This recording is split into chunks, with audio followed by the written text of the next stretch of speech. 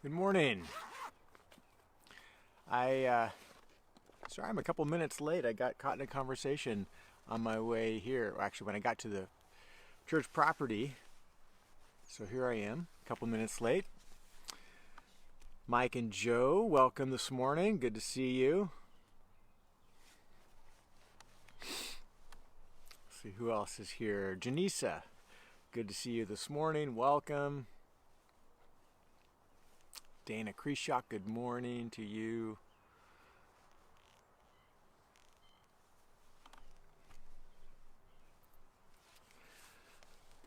Now there's 6 people in the live stream so far, but only 3 names that I've seen. I know many of our names don't show up for one reason or another. I think it's your privacy settings in Facebook. Deanne, good to see you this morning. Sally Crocker, welcome. Up to 11 now. Jim and Kathy, welcome this morning. Steve and Andrea, good morning. Oh, you're watching on separate phones this morning, it looks like. Did you have a disagreement? Alyssa Tucker, good morning to you. Richard Van Allen, welcome. Welcome, everyone. So this morning I wanted to talk about a subject of discipleship. There's my mom. Good morning to you. So when I think about discipleship from a biblical perspective, what it means to be a follower of Christ, from a biblical perspective, sometimes we think of disciple. When I'm gonna disciple someone else or something, I think about learning good theology, learning the Bible, studying the Bible, knowing the Bible, and then telling other people about Jesus. And those are obviously 2 very important aspects of discipleship. But from the Bible's perspective, discipleship encompasses all areas of life. God is concerned about our knowledge of Him through the Scriptures, but He's also very concerned about how we conduct ourselves in the world, like how He's concerned about our emotional maturity. He's concerned about our how we relate to one another in mature ways. He's concerned about how we handle finances. He's concerned about our personal health, our physical health, and disciplining ourselves to be healthy. He's concerned about all aspects of our lives. And so we think about like some of my goals for having a morning devotion. Oftentimes I just want it to be very practical. I want us to grow in all areas, not just a deeper knowledge of the Word of God. So this morning is kind of dedicated to that in one aspect. So I'm going to take Jesus' teaching on the greatest commandments, the 2 great commandments. The first one is, love the Lord your God with all your heart, soul, mind, and strength. And the second is like it, he says, love your neighbor as yourself. And Jesus takes a question somebody asks after he states this. They ask, who is my neighbor? Yeah, love my neighbor as myself. That's from Leviticus 18:19, I think. And Jesus says, your neighbor is, and he speaks a parable about the Samaritan who saw this Jew who had been robbed and beaten on this road, treacherous road, and despite their differences, he genuinely has compassion on the person. He comes prepared to meet their needs medically. He pays for their ongoing care as he leaves and conducts business somewhere else. He's going to come back and check on him. And Jesus says that's what it's like to love your neighbor. It's loving someone even though you have these differences. and displaying love. And he uses two people groups, Jews and Samaritans, who typically don't like each other. And so taking Jesus' cue, someone else brought to my attention this idea of level 1 and level 2 closeness. And so this is the practical aspect of applying what Jesus means when he says the second greatest commandment is love your neighbor as yourself. And so what does that look like? Well, here's a practical way. Level 1 closeness has to do with all of the things that we value in another person. So you're in a relationship with someone, and that relationship really is based, the value of that relationship is based on all the ways that you share in common, all the things that you like together. You have a mutual interest. You have your personalities jibe. You are from a similar cultural background or whatever it is. All these things, level 1 closeness with someone that we are in a friendship with or a relationship with is valuing all the things you have in common. And that's what most friendships begin at, and many stay there. We can't be close with every single person, but most relationships, the people we call friends, are because we have a certain number of things in common and we celebrate. And I think about my relationship with Martha, my wife, whom we've been married for 32 years. And obviously how we initially dated was based upon level 1 closeness. We had the same priority of God in our lives. We both loved music. In fact, that's how we actually met. We were in a choir together at Biola University. We enjoyed many things about one another. And in the celebration of all the things we had in common, we forged a friendship and then started dating and eventually got married. Level 2 closeness is where you move from valuing all the things you have in common to seeing value in all the ways you are different.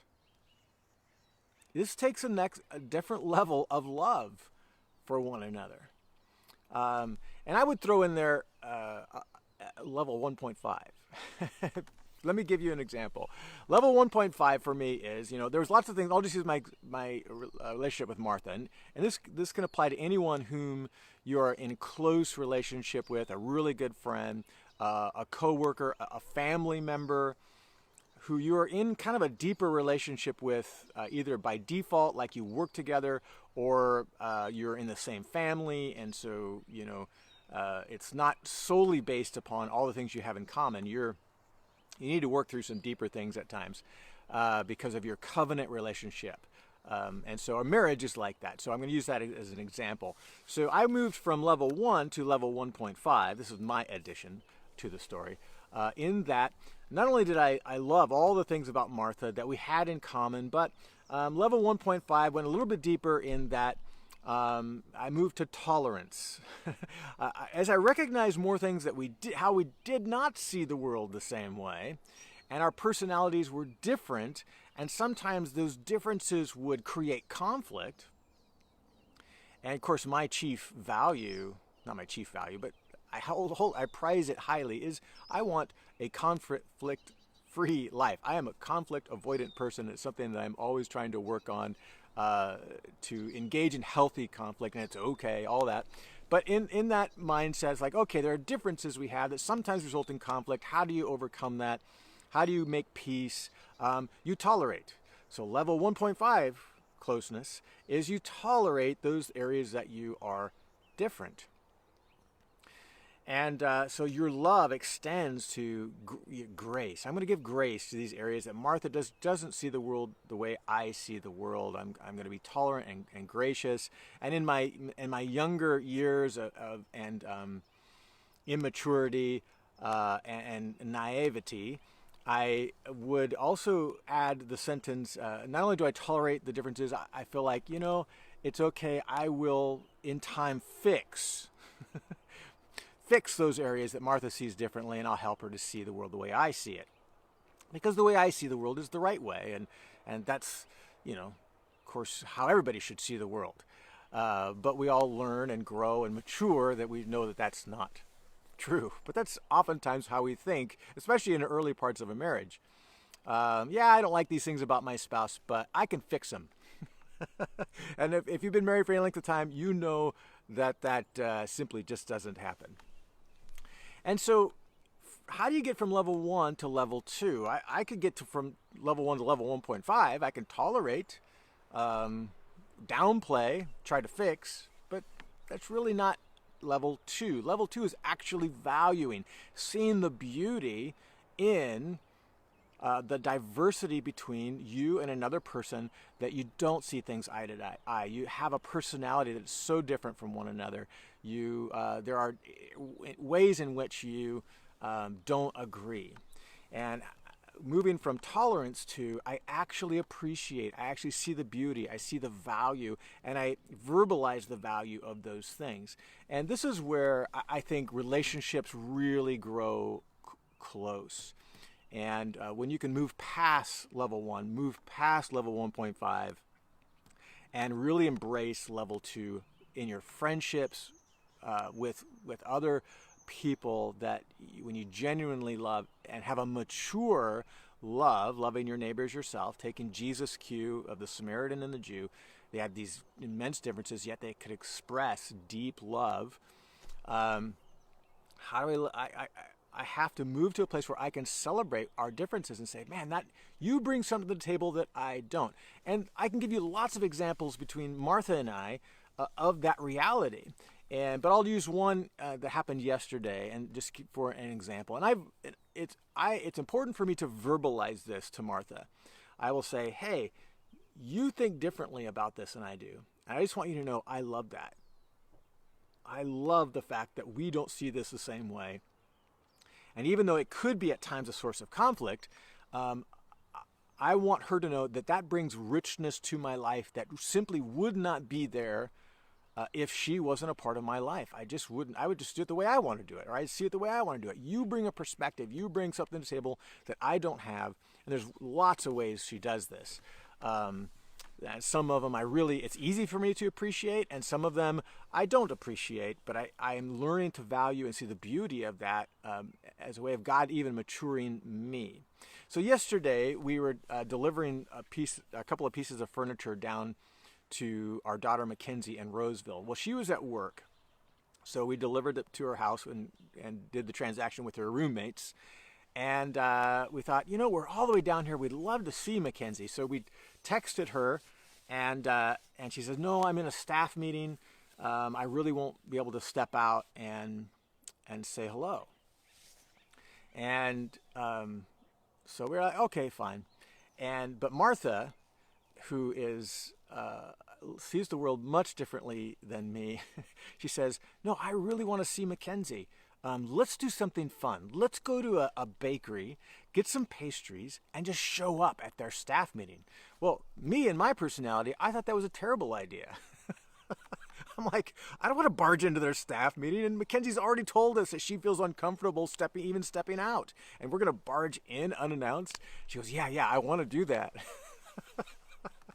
So we find this bakery, and that sells these really gourmet, really nice cookies. And we end up spending like $30 on cookies. Another difference, I would never spend that. I'm such a cheapskate when it comes to this kind of stuff. Martha's a gift giver. I am not. She wants to spend a significant part of our income on other people and give it all away. I'm not that way. I think that can be a source of conflict, but it's something I've learned to just love and appreciate. Martha is such a gift giver.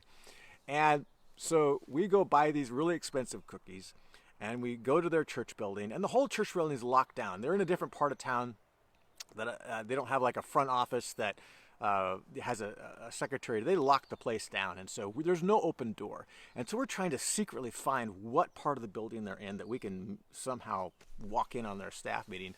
And so I'm increasingly uncomfortable with this whole situation, but I'm going along because I value Martha, and this is something that was really important to her. So Um, she goes, we've tried all the doors. Now there's only one, there's one stairway that leads to a door upstairs. And she goes, you go up there and knock on that door.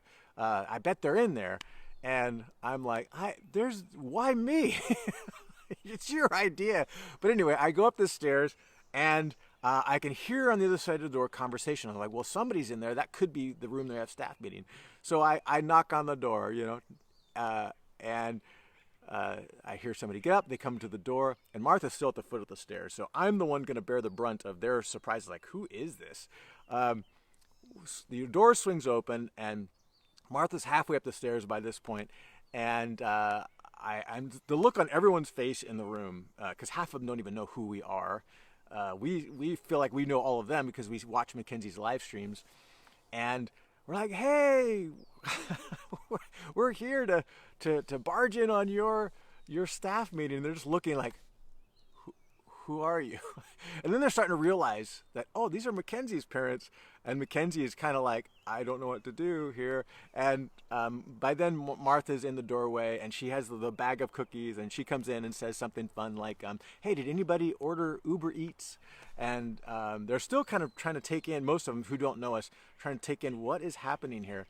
And then Mackenzie jumps up, and she comes over and hugs us. And the lead pastor, his name's Brad, he knows us. He got up and came over and greeted us, and we had this brief little interaction, and then we said our goodbyes and left. And I stopped and I just told Martha, I would have never done that. I would not have gone out of my way after Mackenzie communicated, I'm in a staff meeting. I would have taken the shortest way home from here. I'm ready to go on with my day, but no, we're driving out of our way. We're going to spend this money. We're going to give a gift. I never would have done anything. You made me go up those stairs and knock on that door way out of my comfort zone. All of these things and the blessing that we gave to them was all on you, Martha. I just verbalized all that to her. And I love the fact that you bring things to my life that I would have never chosen for myself. And now I've just had this experience, and this staff just saw a love and affection for them and on behalf of our daughter that I wouldn't have displayed, yet I just got credit for it by showing up with Martha. And I just stopped and verbalized that. And we don't see the world eye to eye. I said those words in this area. But I love that. I love the beauty you bring to my life because of that. And it could have been a source of conflict. It could have been my digging my heels in and saying, no, I'm not going to do this. I don't want to spend that kind of money. We don't have to go buy gifts for everybody in the world. Other sarcastic things that I tend to say. Yet I didn't do those things. Instead, I embraced it. I saw the beauty and the value of the way we do things differently. And after not just going along with it, but verbalizing that value, Martha really appreciated it, and she verbalized it back. And I wish I could say that all the ways that we are different, I am equally valuing. I'm so good at honoring that. I'm not good at it all the time, for sure. But I just want to use that as an example of when Jesus says, love your neighbor as yourself. It's easy for us to love those who love us back, love those who have all those things in common. That's level one closeness. But to really love in a way that God loves us, we need to move to level 2 closeness. Not just level 1.5 where we tolerate the difference, but level 2 where we actually value what someone else brings to the table that's not us. We don't have to compete with them. They could be better than us. Martha's better at me than so many things. I used to be very competitive. I still am kind of competitive about it. But to recognize you're just better at this, and I value that. I celebrate that with you. And that is the kind of love that we need to continually embrace, and especially with those we're in covenant relationship with, family members, spouse, co-workers, that we just work closely together.